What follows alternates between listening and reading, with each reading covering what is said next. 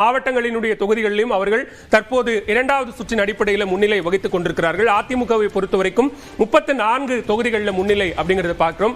சேப்பாக்கம் திருவல்லிக்கேணி தொகுதியில் 295 வாக்குகள் வித்தியாசத்தில் துணை முதலமைச்சர் உதயநிதி ஸ்டாலின் பின்னடைவை சந்தித்திருக்கிறார் அப்படிங்கிற ஒன்றையும் நம்ம பார்க்கிறோம்.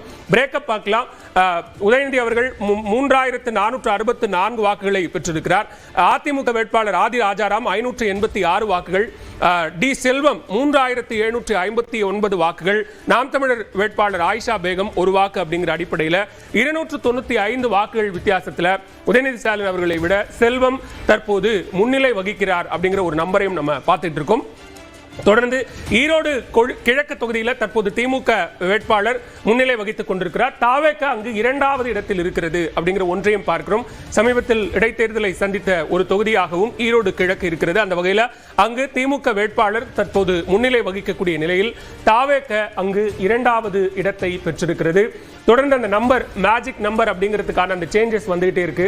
128 தொகுதிகளுக்கான முன்னணி நிலவரங்கள்ல 55 திமுக கூட்டணியும் 39 தாவேக முன்னிலை அப்படிங்கிற ஒரு நம்பரையும் நம்ம பார்க்கிறோம். அந்த நம்பர் டிஃபரன்ஸ் நம்ம நெக் டு நெக் அல்லது ஈக்குவல் அப்படிங்கிற இடத்துல இருந்து அந்த நம்பர்ல ஒரு சேஞ்சே வந்திருக்கு. அது 39 இடங்கள்ல தாவேக கூட்டணியும் 34 இடங்கள்ல அதிமுக கூட்டணி அப்படிங்கிற ஒரு நம்பரை நம்ம பார்க்கிறோம். இது ஏற்கனவே நம்ம பேசினது போல ஏர்லி ட்ரெண்ட்ஸா இருக்கலாம், ஆனா அதே நேரத்தில் ரொம்ப கவனிக்கக்கூடிய ஒரு அம்சமாகவும் இது மாறி இருக்கு அப்படின்னு பார்க்கலாமா மனுசுந்தரம்? கண்டிப்பாக உறுதியாக சொல்லலாம். நம்ம இப்ப தபால் வாக்குகள் எண்ணிக்கையின் போது நம்ம பார்க்கும் பொழுது தாவேகா 3, 4 ஒற்றை இலக்கில் தான் இருந்தாங்க.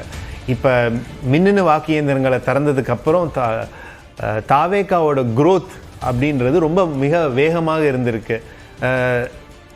அதிமுக ஒரு மாதிரி 30, 25, 30லே நின்றுட்டு இருக்காங்க. ஆனால் தாவேகா அப்படியே அதிக வேகமாக இருந்து இப்போ அடுத்தடுத்த பல இடத்துல 2ஆம் இடம், சில இடத்துல முதல் இடத்திலே வந்திருக்காங்கன்றது ஒரு பெரிய செய்தியாக தான் நமக்கு இருக்கு. பெரம்பூர் சட்டமன்ற தொகுதியை பொறுத்த வரைக்கும் 3000 வாக்குகள் வித்தியாசத்தில் தாவேக தலைவர் விஜய் அங்கு முன்னிலை வகிக்கிறார் அப்படிங்கிற செய்தியையும் நம்ம பார்க்கிறோம்.